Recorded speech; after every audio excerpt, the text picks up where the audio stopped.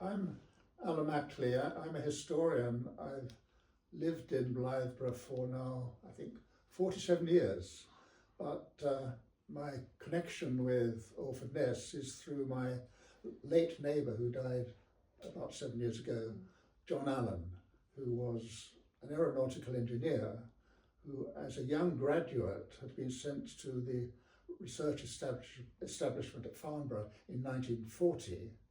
And he worked on seaplanes during the Second World War, and in the early 1950s he was given the opportunity to work on a new project, the Blue Danube Project, which is Britain's first atomic bomb. And the way he explained it was he didn't have to take the job. People who were introduced to that project were asked whether they really wanted to get involved with atomic weapons. And he rationalised his approach by saying, well, I think it's doing good because it will work as a deterrent. And he always argued that it had acted as a deterrent. We didn't have a nuclear war. My view is it didn't act as a deterrent against conventional wars, because you only need to look at the world today to see that the owners of the atomic weapons are all involved in one way or another with very, very nasty local wars. But that's another issue. But John was confident that his involvement as an aeronautical engineer, responsible largely for the shape of the bomb, he was in the end happy with that. And he took it through to its conclusion, I think 1956. But it's interesting that the commander of the aircraft which dropped our first hydrogen bomb in the Pacific Ocean also lived in Blythburgh. He retired to Blythburgh, and he was a member of the parish council for quite a long time, Captain Ken Hubbard. So Blythburgh, a small Suffolk village, you would think not involved with anything violent at all, had two key figures involved with Britain's atomic weapons actually living in Blythburgh at the same time. So that, apart from introducing myself, that's introducing the village's involvement too. But it was essentially a tour of the, you might say, the visible archaeology of Orford Ness. John knew, of course, about his involvement. Of course, he was a member of a team, let's not forget that. He was quite a young engineer as well. He wasn't leading anything, although he was a key man on the shape of the bomb. And if I can explain something about that,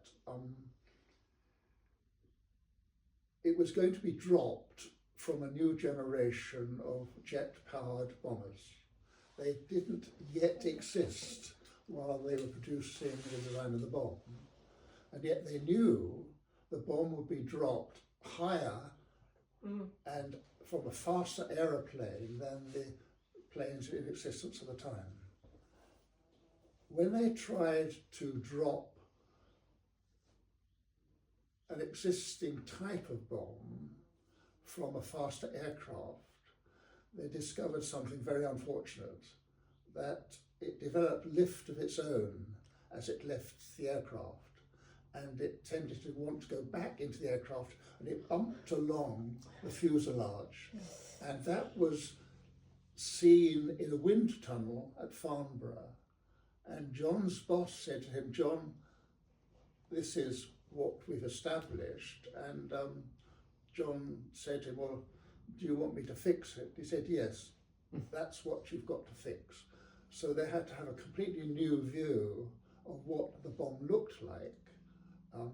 They also had to, in a way, simulate outside a wind tunnel new conditions. So they took one of Britain's very early experimental jet bombers, of which only two were made, to get the speed, and they took it up very high to get the altitude. And they also took a conventional bomber, 4-engine bomber, and put jet engines on the outside 2 pods with the 2 propellers left inside. And they flew from Martlesham Airfield, which is between here and Ipswich. And when they were above the Suffolk coast, somewhere like the village of Middleton, they would release the bomb, or the simulated bomb, which would be a trial shape with the internals organised to simulate the expected weight and weight distribution of the bomb. They would drop it, and then on Orford Ness, they would measure with telemetry how it fell eventually towards the sea and into the sea. So they were measuring temperature and pressure and speed and altitude of all the different types of casing. One of the differences between the conventional bomb and the new one was that conventional bombs are very solid. The new bomb was almost all air. It was a large external shape. It was about 30 feet long and more than 6 feet wide, I think, probably double that. You might have seen the simulated one down at Orford Ness, but it was as long as 1.5 of Volvo estate cars. Oh. And that's what you were dropping from the aircraft. And they couldn't get much help from the United States, partly because the United States was difficult about passing secret information. They had the McMahon Act, which limited the amount of information that could be passed. We had the unfortunate experience of a spy called Klaus Fuchs, who worked at Bristol University, my old university. Klaus Fuchs was passing secrets to the Russians at the time, so the Americans were difficult. But in any case, American bombers had bomb bays much shorter than the British ones. So the American bomb bays couldn't have, in any case, accommodated the bomb that the British expected to build. So we're starting almost from scratch. So I think John mentioned, or somewhere, I've read 40 or more experimental bombs were dropped and measured as they went into the sea. And the casings were made by a company that made boilers for steam locomotives. And so the project drew in components from many, many different companies, all of which only knew their little part of it. Really, John only knew his little part of it, so that the total project couldn't be lost. Everything was locked away in a safe every night. John was working at Farnborough, not here. He was working at Farnborough in Kent. Is it the Farnborough, Kent, where the airfield is? Possibly not sure. But he was working in a special unit on the edge of the airfield, which had a name. They were pretending to do communication work. But of course, this demonstrates that what Orford Ness was doing was testing the components of the bomb, not just the external components of the shape. It was also testing the internal components to see that they would work. There was never any atomic material there, ever, but there was lots of conventional explosives there. They were testing the internal components to see that they would work, but also that they were safe. They were even simulating what would happen if a bomb was on a railway truck and involved in a railway collision. What they would do would be to fire the bomb components at a brick wall at great speed and see what happened to the internals. Those structures, which are in your picture, which are the opener, they were housing centrifuges, which were testing internal components to see if they would stand great stress. And you probably know the construction was designed was an open construction. If anything went wrong, there was a great explosion. The explosive force would be released and the roof would cave in on top of what was there. John said things didn't always go right, and never, when you're having experiments, things never go right. I asked him, did a bomb ever drop in somebody's garden in a Suffolk village? And the answer is probably yes. I don't mean a bomb, but I mean a 30-foot simulated bomb. Because among the designs, of course, were critical was how it was held in the bomb bay. And they had specially designed hooks. And that specially designed hook had to release when it was instructed to release, so that the bomb fell in a predictable way. And sometimes things didn't quite go according to plan during experimental programs. And I think at least one simulated bomb fell in somebody's garden, but that might be a myth, but I don't think so. He was really enthusiastic about the type of work he did.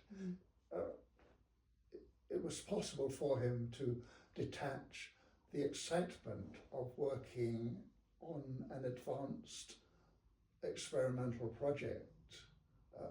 He could detach his excitement from some of the implications of what he was doing, and he'd already rationalised the implications.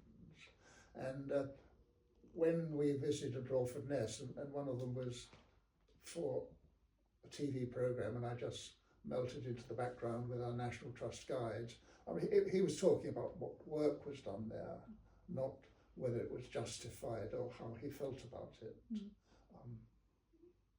But he would, in the end, get quite emotional about the work, because I mean, he could see, as anyone could see, that atomic weapons haven't deterred people from having very terrible conventional wars. He could see that. Having said that, he might have argued that stopped the great powers having direct wars against one another. All the wars are perhaps proxy wars, in which they might be involved on different sides, but there hasn't been an atomic war. There hasn't been a repeat of the First or Second Great Wars.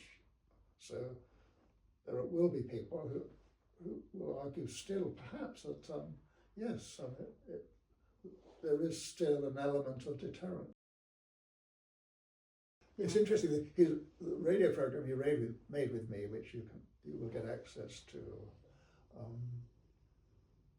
he knew that the offer that was going to be made to him to work on the project would be controversial. And he said to his wife before he went to the interview, he said, I think it's the atomic program, but I won't be able to tell you about it. But I'll send you a letter, and it will include a code word, and if that code word is in the letter, I'm on the atomic program. And it was a Greek word, I think, began with X. So that's on the recording. But that's how he told his wife that he was involved in this work, but he couldn't tell anybody else. The workers were taken to the site in buses, I think with blacked out windows, probably. And people working in one laboratory wouldn't know what was being done in another laboratory.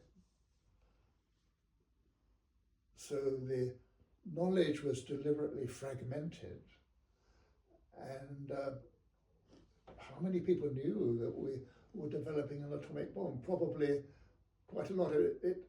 I can't remember myself, but I mean, it would have been an open political decision that we were developing our own independent weapon, independent of the United States and Russia. I think that was known, but not where and how, because that would have been an invitation for the infiltration of spies to find out exactly how it was going, because Russia would have wanted the technology. They were doing quite well with their spies anyway,